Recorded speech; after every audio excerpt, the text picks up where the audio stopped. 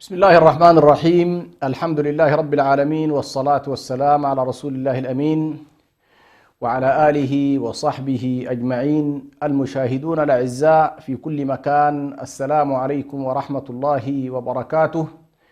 ومع برنامجكم الأسبوعي معا ننهض، وهذه هي الحلقة الثالثة تحت عنوان عوامل سقوط النهضة.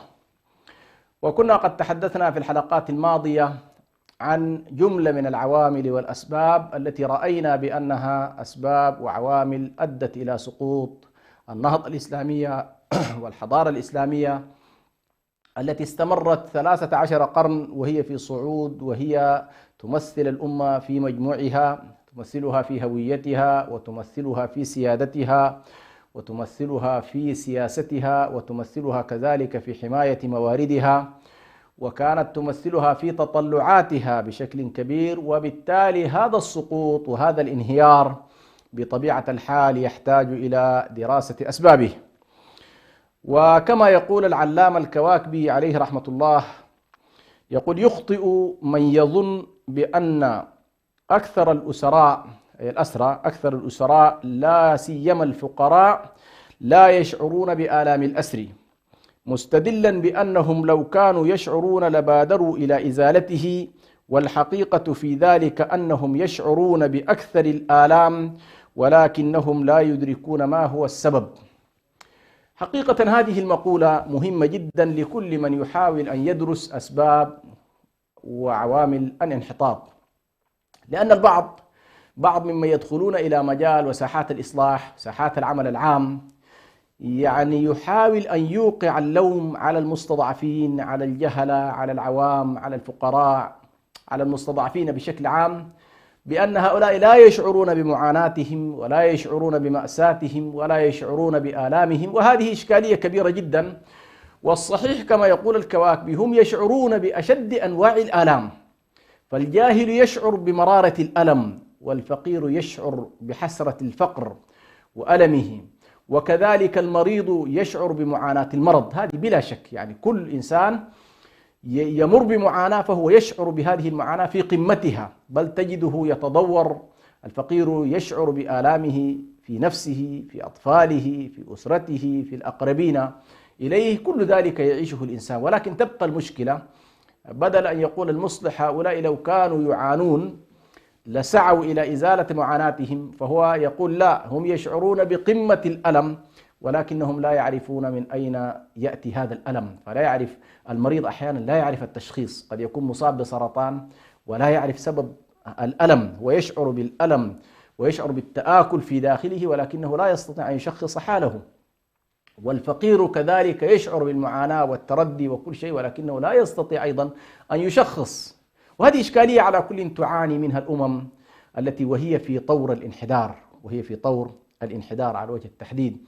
وكما يقول أيضا يعني شكيب أرسلان، يقول: هنالك أمران مفاجئان في الناس: موت الفرد وانهيار الأمم. يعني هذه غالبا تأتي مفاجأة، أو هي نعم لها أسباب تتطاول، ولكن لحظة الانهيار أحيانا قد تكون فعلا تأتي فجاءة. ونحن نتكلم حقيقة عن مسألة أسباب السقوط. ما كان لنا أن نتجاوز أحد رواد النهضة العربية والإسلامية الذين تناولوا بتشريح وافي وشافي أسباب السقوط وعوامل الانهيار تحت عنوان: لماذا تأخر المسلمون ولماذا تقدم غيرهم. وهو الأديب الشاعر الأمير شكيب أرسلان، هذا الرجل العربي المسلم الشامي الموطن من أهل لبنان، له كتاب وهو يتكلم فيه عن ظاهرة الانحطاط وظاهرة التخلف.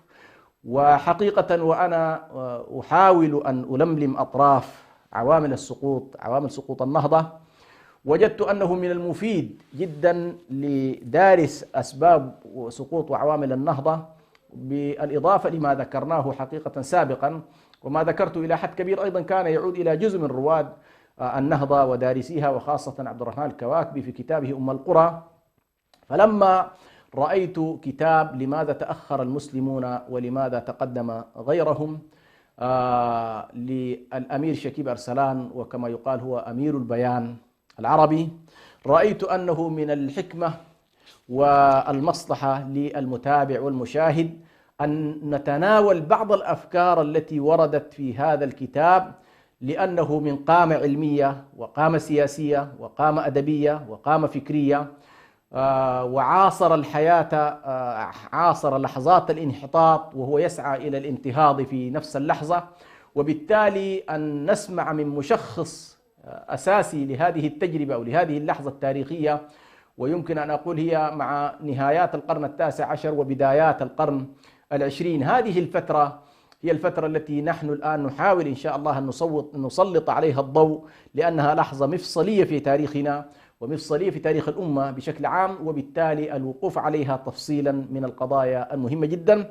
وبالتالي قبل أن نبدأ في دراسة أو قبل أن نقف على الأفكار الأساسية في كتاب لماذا تأخر المسلمون وتقدم غيرهم، أحاول أن أعرج قليلا على من هو شكيب أرسلان. شكيب أرسلان هو كاتب وأديب ومفكر لبناني، اشتهر بلقب أمير البيان في الأوساط العلمية والسياسية بسبب كونه أديبا وشاعرا، بالإضافة إلى كونه سياسيا يجيد العربية والتركية والفرنسية والألمانية، وكان مسكونا بهموم أمته وشعبه، وهو من مواليد 25/12/1869 وتوفي 9/12/1946 منتصف القرن العشرين.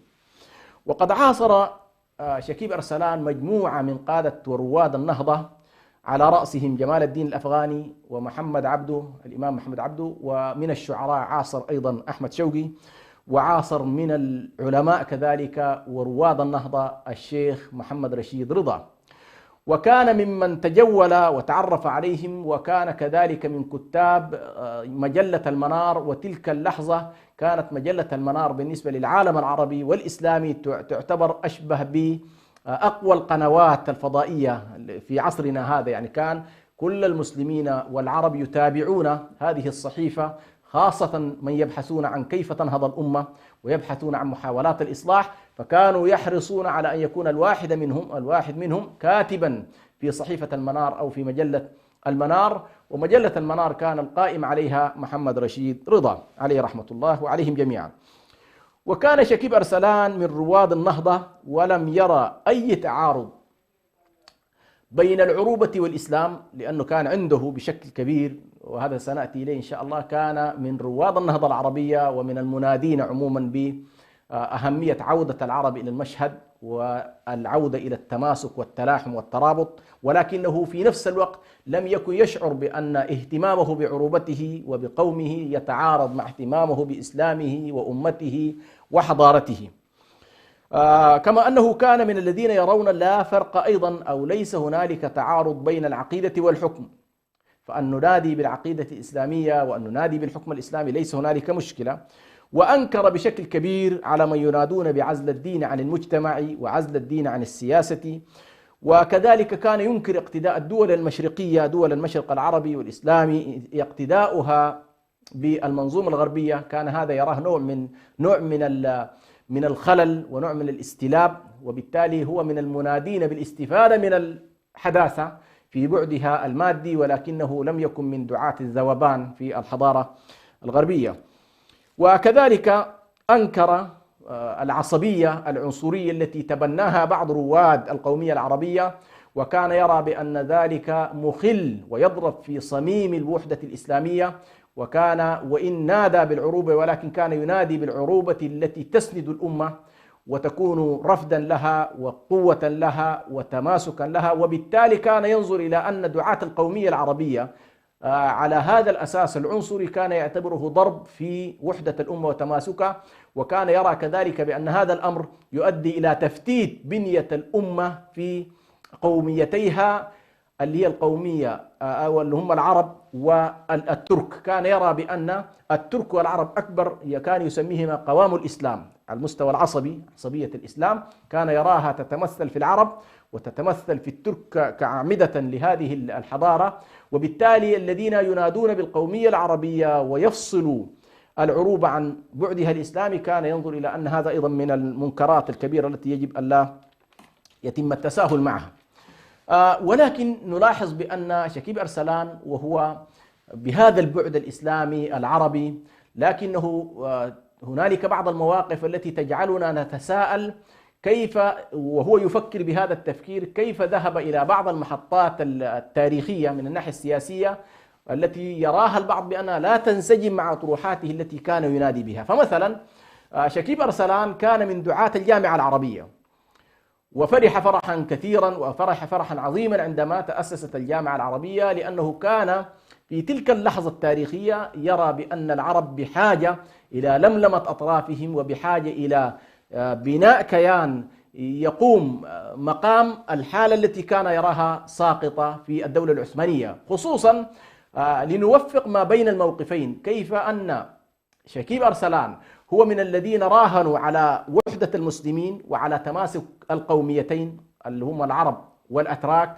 وراهن كثيرا على الوحدة الإسلامية، وراهن كثيرا على الاستخلاف العام لأمة الإسلام، وحدة الأمة في نظامها السياسي. وكان يمتدح كثيرا الجيش العثماني، بل في آخر برلمان للعثمانيين كان يعني عضو برلمان اللي هو كان يسمى المبعوثان، وكان يعني يمثل في تلك اللحظة التاريخية واحدة من البلدان اللي هي تقريبا لبنان، كان يمثلها في البرلمان العثماني إنجاز التعبير. فكيف فجأة تحول شكيب أرسلان ليهتم بالحالة العربية؟ هنا سنلاحظ الذي يدرس النهضة في تلك اللحظة ومحاولات تلافي السقوط والتلافي العام لهذا السقوط يدرك تماما كيف كانت تتصرف النخب دعاة ورواد النهضة في ذلك التاريخ، خاصة جمال الدين الأفغاني، محمد عبده، رشيد رضا، شكيب أرسلان. هذه المجموعة إذا لم نستطع أن نغوص في طريقة تفكيرها ونتعمق فيها نقع في إشكال كبير، لدرجة أن البعض ربما يتصور أن هؤلاء كانوا دعاة قومية ولم يكونوا دعاة إسلام. هذه الإشكالية نجدها حقيقة بشكل واضح ربما في الكواكبي، حيث ظن بعض العروبيين بأن عبد الرحمن الكواكبي يمثل حالة عروبية علمانية ولا يمثل حالة إسلامية. ولكن سنلاحظ بأن أين تكمن المشكلة، وإن شاء الله هذه سأقف عليها. ولكن دعونا الآن مع شكيب أرسلان. شكيب أرسلان كان من دعاة الحالة الإسلامية، عودة الأمة، التجديد الديني، وحدة المسلمين بكل مكوناتهم، الاستفادة من منتجات الغرب المادية، العودة بافتخار إلى الهوية الإسلامية. هذا كله فجأة لاحظ شكيب أرسلان بأن معقل الحضارة الإسلامية الدولة العثمانية في ذلك الوقت والأتراك على وجه التحديد القوميين منهم انحازوا انحياز كبير جدا إلى القومية الطورانية التركية، وزادت النزعة الطورانية عندهم، وبدأ هذا النفس يتسع، متأثرين بطبيعة الحال بالقوميات التي نشأت في أوروبا، تأثرت بهذه القوميات، القومية العربية، وتأثرت بها كذلك القومية الطورانية التركية. ولكن ذهبت الحالة التركية إلى التطرف العلماني بشكل واسع وكبير، مما جعل شكيب أرسلان هنا يشعر بأن الحالة العلمانية المضادة للدين والمضادة للعروبة لا تنسجم مع توجهاته، ولم يكن في ذلك الوقت بمقدوره عموما أن يساهم في الحالة العثمانية بشكل كبير. ولاحظ أن الدولة العثمانية في نهاياتها بدأت تتراجع وتتفكك، فاتجه شكيب أرسلان إلى مسألة الإصلاح العربي إنجاز التعبير. وهنا نلاحظ بأن كتاباته في الآونة الأخيرة وتحركاته في أوروبا وتحركاته في العالم العربي اتسمت بشكل كبير إلى محاولة لملمة العرب، وكان يقول بأن قوة العرب قوة للإسلام ونهضة العرب نهضة للإسلام. وبالتالي ليس هنالك تعارض ما بين توجهات شكيب أرسلان ذات البعد الإسلامي وبين مواقفه السياسية التي هكذا بطبيعة الحال السياسة إلى حد كبير هي تعاطي مع الواقع ومحاولة تسديد ومقاربة ومحاولة معالجة المواقف بحسب الإمكان. وبالتالي هكذا كانت النهاية بالنسبة لشكيب أرسلان، أنه بدأ في الآونة الأخيرة يطالب بالإصلاح العربي.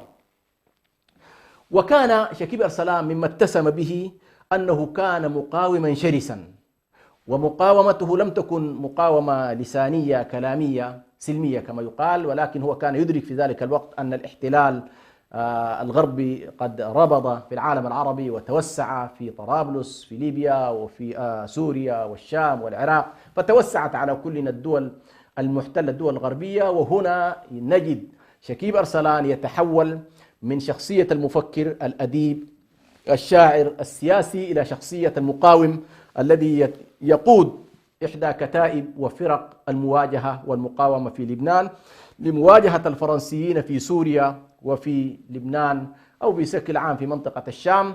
وهذا طبعا أدى إلى أنه طبعا يكون مطلوبا من الفرنسيين ومن المحتلين ويرونه خطرا، لأن أحيانا الاحتلال يتقبل أن تكتب كلمة بالقلم وأن تقول كلمة باللسان، ولكنه لا يحتمل طلقة رصاص على صدره أو على جبين جنوده، هذه لا يحتملها سابقا ولن يحتملها كذلك لاحقا. وهذه واحدة من المشكلات الكبرى التي تواجه المقاومين. أيضا نلاحظ بأن شكيب أرسلان لم تكن مقاومته منحصرة في الشام فقط، ولكنه كان بذات البعد الذي ذكرناه، فهو كان ينظر إلى الساحة العربية كلها ساحة بالنسبة له، ساحة مقاومة، ساحة نضال، ساحة عمل، ساحة جهاد، ساحة وعي، ساحة نشر.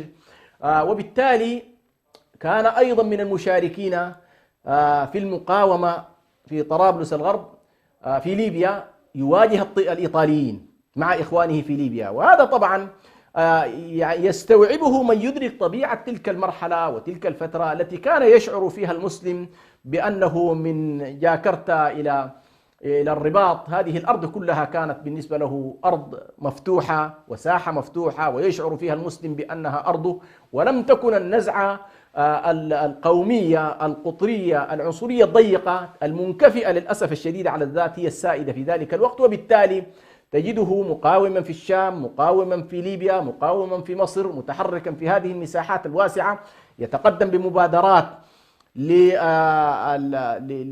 للملوك في السعودية في حربهم مثلا الإشكالات التي حصلت بين اليمنيين وبين السعوديين، ويقوم بالمبادرات، حتى أنه قيل بأنه كان من أفضل رجل المبادرات في المنطقة، وعرف حقيقة بهذا الجانب. ومذكرات هذا الرجل ربما تملأ الآفاق، مذكراته يعني كبيرة وكثيرة جدا. فالشاهد بأن الرجل كان مقاوما من الدرجة الأولى، وبالتالي هذا أيضا مهم جدا ونحن نريد أن نتكلم عن كتابه. لماذا تأخر المسلمون؟ علينا أن ندرك كيف كان هذا الرجل يفكر. يعني هنا سنلاحظ بأن ينطبق في شكيب أرسلان ما قاله الدكتور محمد عمارة أو الدكتور محمد عبد الوهاب المسيري، دكتور عبد الوهاب المسيري، ما قاله عن علي عزت بيغوفيتش عندما قال المجاهد المجتهد. سمى المجاهد المجتهد لأن الرجل عندما يكون مهتما بالفكر، مهتما بالعلم، مهتما بالفلسفة، مهتم بنشر الوعي، ولكنه في ذات الوقت ليس منقلقا في غرفة وبين الجدران، إنما هو يتحرك بعلمه وفكره ودعوته وعلمه، يتحرك فيها بين الناس وينزل إلى ميادين العمل، سواء كانت الميادين السياسية، الميادين العلمية، الميادين الفكرية، الأندية الثقافية، ميادين القتال والعمل المسلح. هذه كلها تجعل الشخص ليس شخصا منظرا فقط، ولكنه شخصا يتسم بالجهاد والاجتهاد. وهذه قمة ما يتطلع إليه الإنسان، أن يكون قائما بالوعي وبالنشر وبالفكر، وقائم في نفس الوقت بمحاولة تنزيل هذا الفكر على الواقع من خلال العمل الدؤوب والمتواصل. ولذلك يوم وفاته توفي طبعا، ذكرنا بأنه توفي في ديسمبر 1946 منتصف القرن الماضي. نلاحظ أنه يوم وفاته بكته الشام وبكته الأمة في مختلف الميادين. وقد رثاه الشيخ مصطفى السباعي عليه رحمة الله عند قبره مرتجلا قصيدة مشهورة رثاه بها مصطفى السباعي، قائلا فيها بعض أبياتها يقول: سلام عليك أبا غالب أمير الجهاد أمير القلم، هتكت برأيك حجب الظلام وثرت إباء إذا الخطب عم. يعني أنت تحمل القلم في ساحاته وميادينه، وتحمل الثورة أيضا للحمى وحماية عن الأعراض والدفاع عنها. وثرت إباء إذا الخطب عم، فخضت الغمار وصمت الذمار، وكنت الإمام وكنت العلم، وكنت الإمامة وكنت العلم. هنا نلاحظ تأثر مصطفى السباعي، وهو طبعا بطبيعة الحال حتى أنه لما رآهم يتحركون ويسرعون بجنازته فكان يقول لهم: يا معشر المسلمين لا تتعجلوا بالرجل، فإنكم تدفنون تاريخا وتدفنون موسوعة وتدفنون نضالا وتدفنون جهادا. فكان متأثر جدا مصطفى السباعي عليه رحمة الله وعليهم رحمة الله جميعا. وبالتالي هذه نبذة مختصرة عن شكيب أرسلان، وندلف إن شاء الله إلى الحديث عن كتابه وكيف نبعت فكرة هذا الكتاب، وما هي الأفكار الأساسية التي ذكرها شكيب أرسلان في هذا الكتاب. نلاحظ بأن من وضعوا مقدمات لهذا الكتاب ونشر بهذه المقدمات تحدثوا بأن الفكرة الأساسية في هذا الكتاب لم تنبع من ذات أمير البيان شكيب أرسلان، ولكنها نبعت سبحان الله من واحد من المشايخ والدعاة والمهتمين بأمر الأمة في جاوا في الأندلس، في جاوا في أندونيسيا. وهنا طبعا نلاحظ كيف أن الأمة من أندونيسيا إلى الشام كانت لحمة واحدة وكانت تفكر بمنطق واحد. فهذا الشخص، هذا الرجل الذي طلب أن يجاب له عن تساؤله، كتب إلى الشيخ محمد رشيد رضا في مجلة المنار يراسله عن أهمية أن يكتب الأستاذ شكيب أرسلان أمير البيان أن يكتب عن أسباب التخلف وأسباب انحطاط الأمة وتقدم غيرها. لماذا نحن نتخلف؟ لماذا نحن نتراجع؟ ولماذا يتقدم الآخرون؟ ما هي الميزة؟ مع أننا وهذه إن شاء الله سأقف عليها، مع أننا خير أمة أخرجت للناس، ونحمل رسالة عالمية، ونحمل قيم سامية، ومعنا آخر كتاب نزل على هذه البشرية، وبالتالي نحمل هداية ونورا وبيانا وبرهانا وعلما، كل ذلك نحمله. فما هي المشكلة؟ أين تكمن المشكلة وأين الخلل؟ فكتب فضيلة الشيخ محمد بسيوني عمران من جاوا في أندونيسيا إلى صاحب مجلة المنار محمد رشيد رضا، يطلب فيها بالتحديد أن يكتب عن هذا الموضوع الأستاذ شكيب أرسلان. وطبعا شكيب أرسلان كان من الكتاب المشهورين، ويبدو أن التأثير بالنسبة له كان واسع إلى أندونيسيا. يعني المسلمين في أندونيسيا كانوا يتابعون ما يكتب شكيب أرسلان، وخطابه النهضوي وعباراته السلسة وخطابه الذي كان يصل إلى العقول والأعماق والنفوس كان بحاجة إلى أن يتناول هذا الموضوع. فأحال فضيلة الشيخ رشيد رضا هذه الرسالة وهذا الطلب، أحاله إلى الشيخ أو إلى شكيب أرسلان. يقال بأن شكيب أرسلان لما وصلته الرسالة كان في الأندلس، وكان يمر هناك ويدون بعض الملاحظات ويكتب بعض الكتابات عن الأندلس، ويتعرف على أسباب السقوط ويتعرف على عمق الحضارة الإسلامية في أوروبا اللي هي في الأندلس في ذلك الوقت. فكان مشغولا، ولكنه في أول عودة له إلى الشام حاول أن يكتب الجواب أو يكتب الإجابة عن سؤال: لماذا تأخر المسلمون ولماذا تقدم غيرهم؟ هنا نلاحظ بأنه شكيب أرسلان كتب هذا الكتاب في 3 أيام. مما يدل على أن الرجل بالنسبة له هذه المسألة كانت من مسائل التفكير، وفي نفس الوقت تدل على أن الرجل أيضا عمقه الشرعي كان عمق واسع جدا، وخصوصا عندما ننظر إلى حجم الاستدلالات القرآنية في الكتاب. سنلاحظ بأن من يعود، وأنا أتمنى إن شاء الله من المتابعين وخاصة الشباب الباحثين عن هذه القضايا أن يعودوا إلى هذا الكتاب ويتعرفوا على خفاياه ويتعرفوا على ما فيه، فنلاحظ بأن شكيب أرسلان هنا قد اهتم بشكل كبير بمسألة النصوص الشرعية والاستدلال على المواقف التي كانت بحاجة إلى بيان وبحاجة إلى توضيح. قبل أن ندخل إن شاء الله إلى النقاط التي تحدث عنها شكيب أرسلان بشكل عام، نخرج فاصل ونعود إليكم بعد قليل، فنأمل أن تكونوا قريبا. لنيل الأمنيات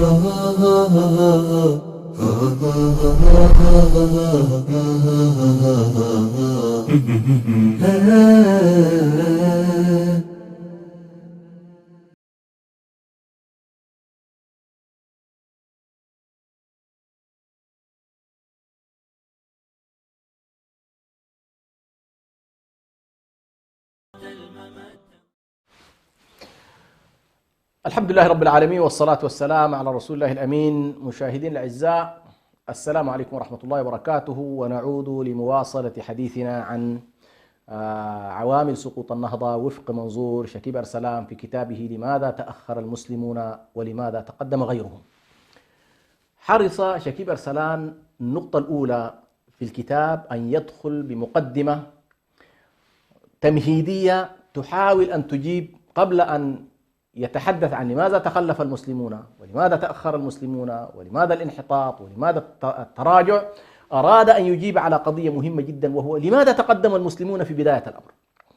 لأنك لا يمكن أن يكون في انحدار وتأخر وتراجع إلا إذا كان هنالك تقدم، فلا تتكلم عن تأخر شخص إلا إذا أنه تقدم في يوم من الأيام.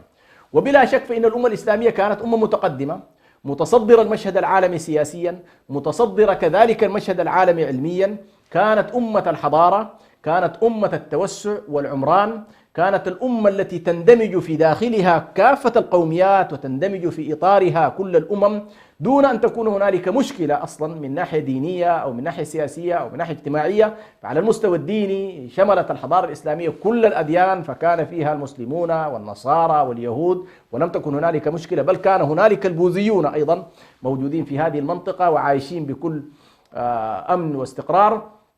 ومن الناحية السياسية أيضا كان هنالك نظاما سياسيا يجمع هذه المكونات كلها، وبين فترة وأخرى يتم التعبير عن الشكل السياسي لهذه الأمة بطريقة من الطرق، وتتصدر في كل فترة من الفترات مكون من المكونات الشاملة للأمة. فتارة يتقدم العرب في المشهد العالمي، ويتصدر أحيانا الترك وأحيانا الكرد وأحيانا الفرس، وهكذا. لم يكن هنالك مشكلة في إطار أيضا هذه الأمة. فالشاهد أن هذه الأمة من الناحية الدينية، من الناحية الثقافية، من الناحية السياسية قد جمعت مكونات عديدة جدا، واستطاعت أن تجمع أكبر قدر من الأمة ومن الأمم والشعوب. طيب، ما الذي جعل هذه الأمة تنطلق هذه الانطلاقة؟ هذا السؤال يحاول أن يطرحه شكيب أرسلان ليجيب بعد ذلك بالتفصيل عن لماذا تأخر المسلمون. فيقول بشكل واضح وصريح، وهذه مسألة سنلاحظها في كل رواد النهضة، كلهم تقريبا يتفقون، بخلاف الذين طبعا حاولوا أن ينحوا الإسلام عن ساحة الحياة ويعتبروا الإسلام في ذاته مشكلة التخلف، مشكلة الرجعية. لا، أنا أتكلم هنا عن دعاة الإسلام الذين كانوا يرون بأهمية عودة الأمة إلى المشهد العالمي وإلى النهضة وإلى الحداثة وإلى التقدم والتصدر. فإن شكيب أرسلان يقول بأن المسلمين السبب والعامل الأساسي في تقدمهم ورقيهم وارتفاعهم وانفتاحهم على العالم هو الإسلام.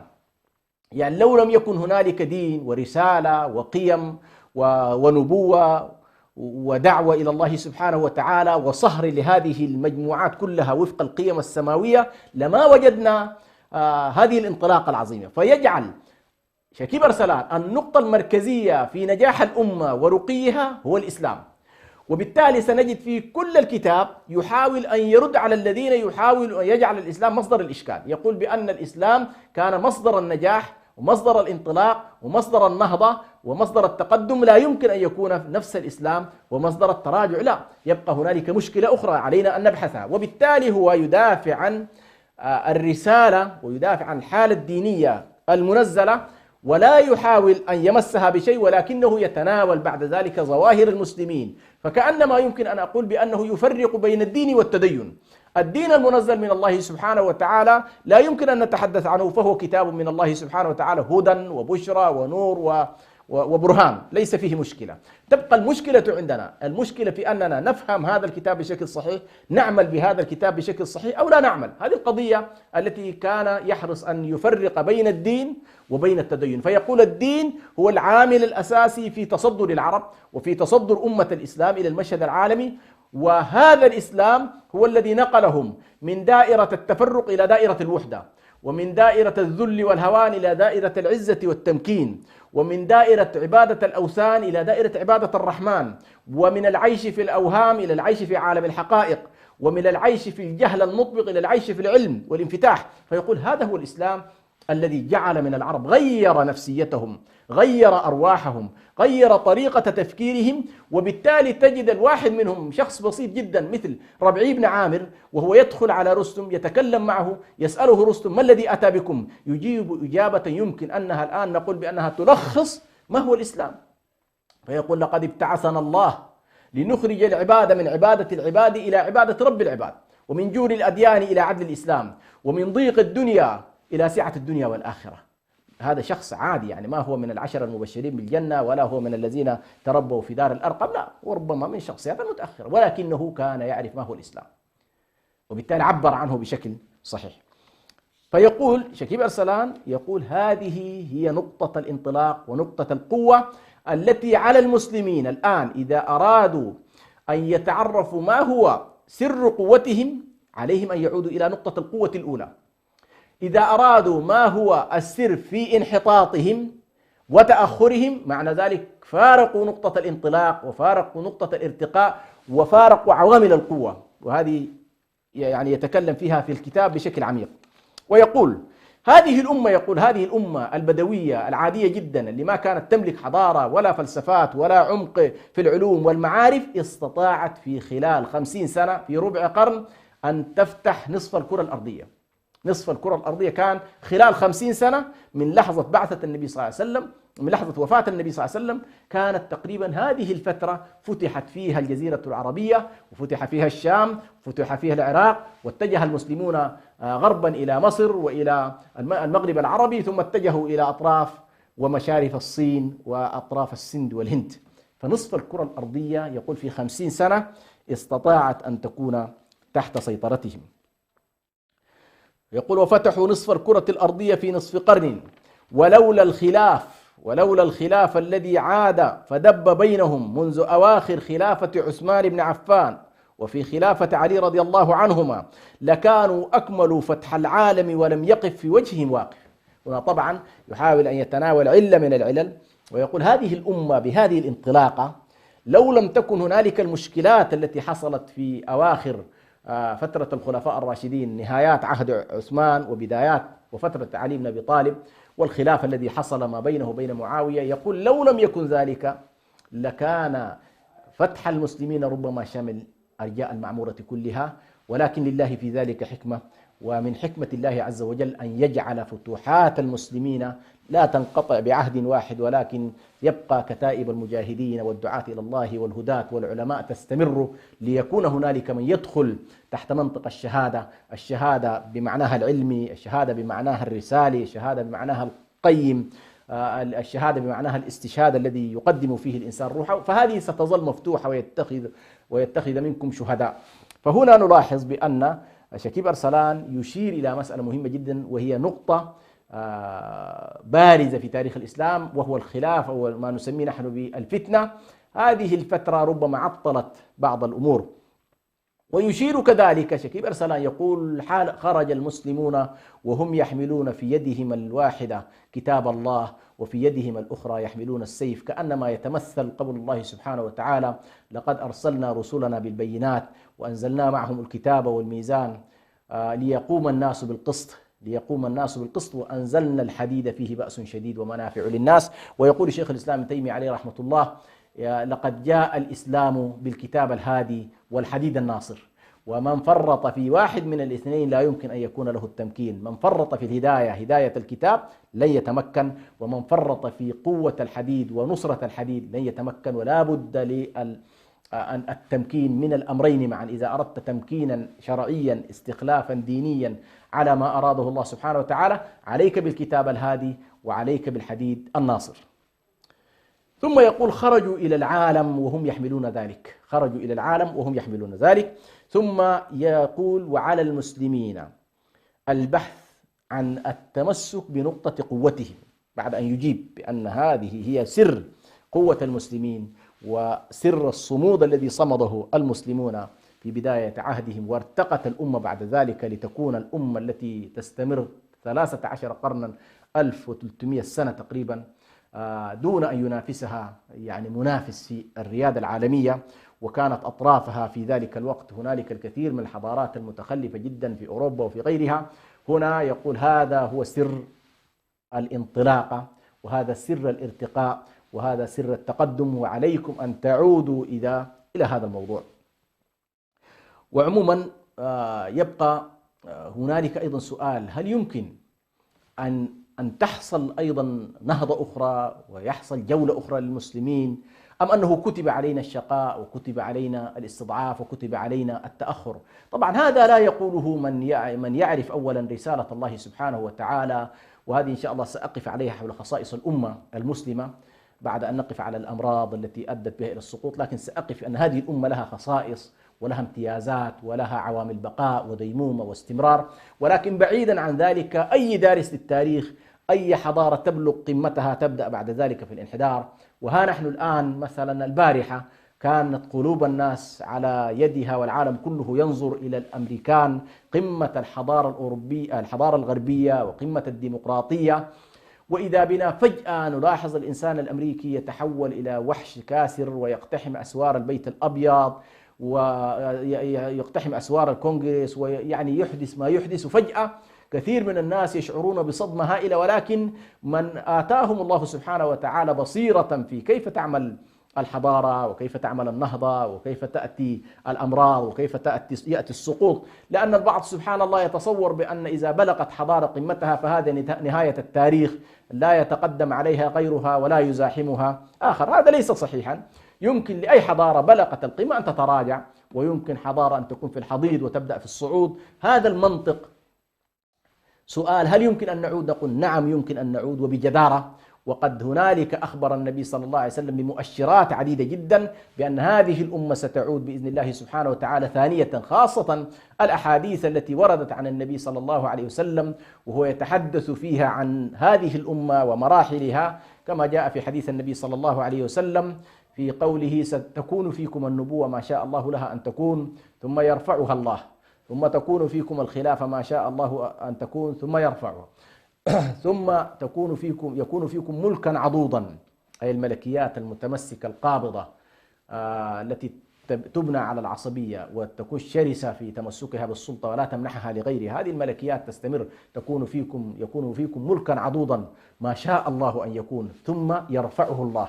انظر إلى عبارة يرفعه الله. هذه المسألة لأن الملك كله بيد الله سبحانه وتعالى، ولكن هنالك عوامل سقوط. قل اللهم مالك الملك تؤتي الملك من تشاء وتنزع الملك ممن تشاء وتعز من تشاء وتذل من تشاء بيدك الخير إنك على كل شيء قدير. فنلاحظ هنا النبي صلى الله عليه وسلم يقول ثم يرفعها الله، ثم يكون ملكا جبريا.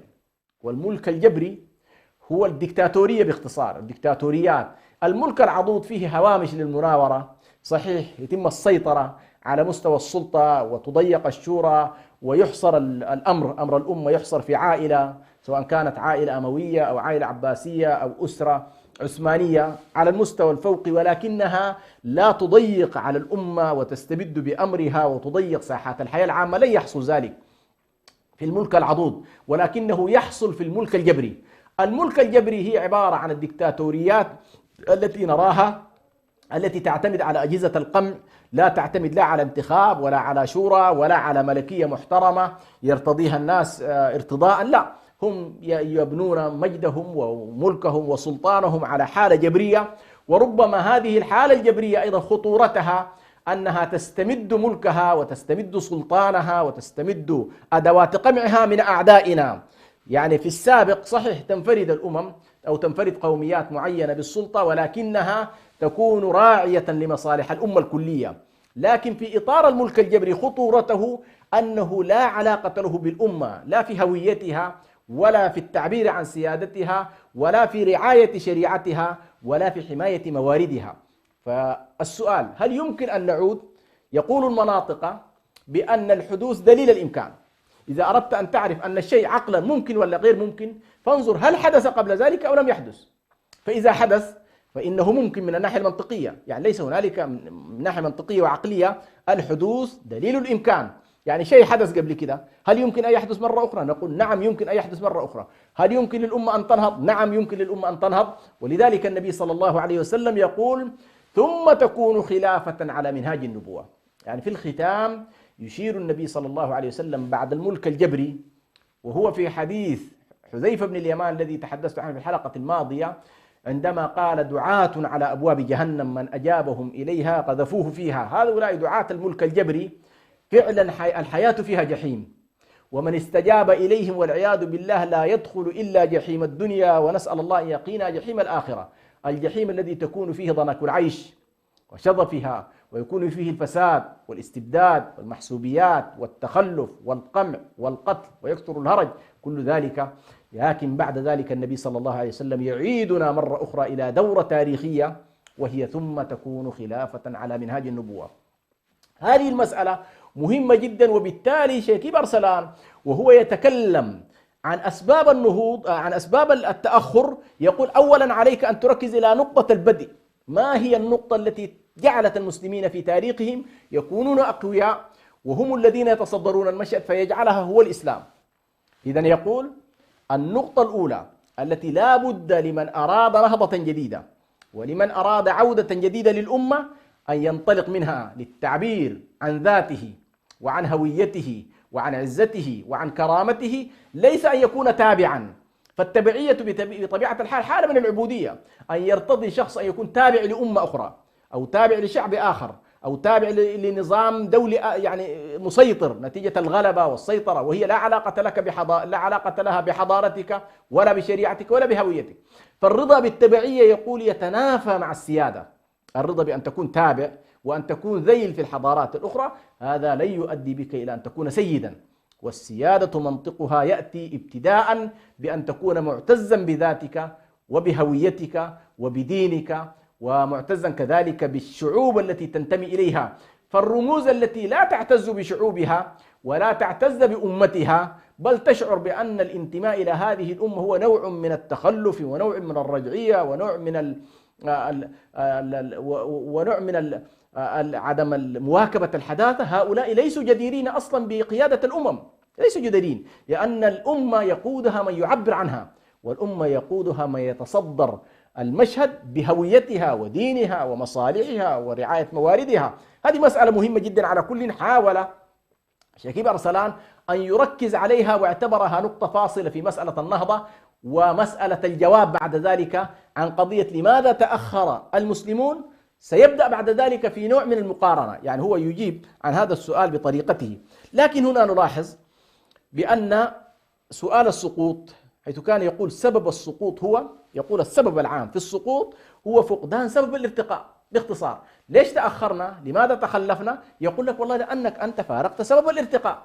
إذا أنت عندك عامل ارتقاء وعندك عامل سقوط، عندك عامل انتهاض وعندك عامل انحطاط. إذا فارقت عوامل الانتهاض ستوقع بطبيعة الحال في عوامل الانحطاط. عوامل الانحطاط معروفة وكثيرة جدا، هو حاول على كل أن يجيب عنها، لكن ابتداء أجمل إجابته في مقدمة كتابه بأن المسلمين فارقوا عوامل النهضة ووقعوا في عوامل السقوط والارتماء في القاع. فيقول هذا هو السبب الأساسي. فالرفعة والنصر والعزة والذكر مرتبط بالإيمان في كتاب الله سبحانه وتعالى. فيقول الله سبحانه وتعالى في كثير من الآيات، طبعا هنا نلاحظ الرجل ما شاء الله يحاول أن يسرد الآيات سرد عجيب جدا، ويأخذ من كتاب الله سبحانه وتعالى وفق الاستدلال الذي يريد. فنلاحظ عندما يتكلم عن العزة يأتي بآيات العزة، وعندما يتكلم عن النصر يأتي بآيات النصر، وعندما يتكلم عن الإصلاح يأتي بآيات الإصلاح. وأيضا يقول مثلا ولله العزة ولرسوله وللمؤمنين وكان حقا علينا نصر المؤمنين. ويقول، وهو هنا يعني من اللطائف المهمة جدا، في بداية البرنامج كنا قد تكلمنا عن مسألة الفرق بين الإصلاح والتغيير، وقلت بأن القرآن الكريم يأتي ويورد عبارة الإصلاح لإرادة وبناء الخير في الإنسان، ويأتي بقضية التغيير هو حالة التحول من الإصلاح إلى غير الإصلاح. هنا لاحظت بأن شكيب أرسلان منتبه إلى هذا المعنى بشكل دقيق جدا، ويقول كيف للمسلمين وقد غيروا نفوسهم وغيروا ما بدواخلهم وغيروا عقولهم وغيروا اهتماماتهم أي بدلوا ما هو خير وأحلوا محله ما هو شر، بدلوا ما هو إصلاح وأحلوا ما هو فساد، بدلوا ما هو تضحية وأقاموا مقامه الاستئثار، وبدلوا العدل وأقاموا مقامه الظلم. فهو يقول كيف يريد من العدل الإلهي أن يستمر الحال على ما هو عليه سابقا، لأن الله عز وجل يقول يستشهد بالآية في موطنها تماما كما أوردناه في بداية هذا البرنامج: إن الله لا يغير ما بقوم حتى يغيروا ما بأنفسهم، فالتغيير نحو الأسوأ يبدأ بالنفوس، ذلك بأن الله لم يكن مغيرا نعمة أنعمها على قوم حتى يغيروا ما بأنفسهم. فكأنما، وهذا ذكرناه نحن في القرآن الكريم، القرآن يشير إلى أن نعم الله تتوالى على العباد فطرة وعقلا وإعدادا وإمدادا، فالله سبحانه وتعالى يمد بنعمه. فإذا غير الإنسان وبدل الإنسان، بدل من الإسلام إلى الكفر، ومن الشكر كذلك إلى النكران، ومن العدل إلى الظلم، ومن الاستقامة إلى الانحراف، هذا التبديل هو يسمى في القرآن التغيير. هذا التغيير يعقبه تغيير من الله، يغير الله حال الإنسان والعياذ بالله الأسوأ. مع أننا نلاحظ في الاستشهاد عموما يحاول البعض يعني أن يستشهد بنفس الآية في الإصلاح. هنا بس أنا فقط من ناحية علمية دقيقة لا بد أن نلاحظ بأن الإصلاح هو اللفظ الذي يعبر عنه دائما القرآن الكريم في محاولة الاتجاه نحو الأفضل، والتغيير لا يعبر عنه إلا فيما هو أسوأ والعياذ بالله. فهنا يقول مقتضى العدالة الإلهية أن يوقع الله سبحانه وتعالى عقوباته على من تنكب الطريق، وعلى من فارق نقطة الارتقاء، وعلى من أراد الهداية في غير كتاب الله، والعزة في غير دين الله، والتقدم كذلك في غير رسالة الله سبحانه وتعالى. هنا على كل هذه النقطة المركزية في البداية حاول على كل أن يركز فيها بشكل كبير وشكل واسع، لأنها نقطة أساسية. وفي تقديري، وهذه طبعا أتمنى إن شاء الله التفاصيل الكثيرة في قضايا الاستشهاد، لأن الرجل له يعني طريقة عجيبة جدا في الاستدلال القرآني، وله طريقة كذلك مميزة في الاستدلال بالإحصاءات. فعندما يتحدث عن القرآن الكريم يأتي بالاستشهادات التي لا تترك لك طريقا إلا وتحاول أن تستقيم مع الآية وتنسجم معها. وإذا أردت كذلك أن تستدل بالاستدلالات العقلية فله طريقته القوية جدا والمتميزة في محاولة النقاش العقلي. وإذا أردت كذلك أن تتحدث في قضايا علم الاجتماع وعلم النفس وقضايا الإحصاءات، فإن الرجل تبارك الله أيضا آتاه الله سبحانه وتعالى من العوامل المساعدة في أنه يستطيع أن يأخذ من كل بستان وردة جميلة ويضعها بين يديك حتى تستطيع أن تغير وتحاول أن تتجه الاتجاه الصحيح. عموما إن شاء الله نكتفي اليوم بهذا القدر، وسنواصل بإذن الله سبحانه وتعالى في الأسباب التي يراها شكيب أرسلان والعوامل المؤثرة في التي أدت إلى تأخر المسلمين وتقدم غيرهم، وهو يسلك طبعا نمط المقارنة، وسيكون ذلك إن شاء الله في الحلقات القادمة. ونسأل الله سبحانه وتعالى أن يوفقنا وإياكم، يعلمنا ما جهلنا، يذكرنا ما نسينا، إنه ولي ذلك القادر عليه. والسلام عليكم ورحمة الله وبركاته.